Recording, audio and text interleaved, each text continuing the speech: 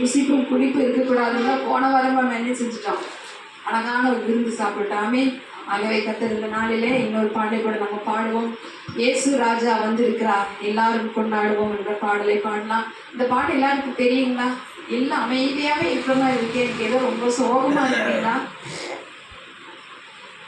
இன்னைக்கு உலகமே சந்தோஷமா இருக்குதானா? நம்ம சர்ச்சு விசுவாசிக்கு மட்டும் ரொம்ப கவலையா, ரொம்ப துக்கமா கேட்கலாம். ஏசப்பா கொடுத்துட்டாரு நமக்கு டீ காஃபி எல்லாமே ரெடியாக போகுது. அதனால நல்லா கையை தட்டி பாட்டு பாடி நல்லா தெம்பாக கேக் பிஸ்கட்லாம் சாப்பிட்டு இன்னைக்கு நம்ம போகிறோம்.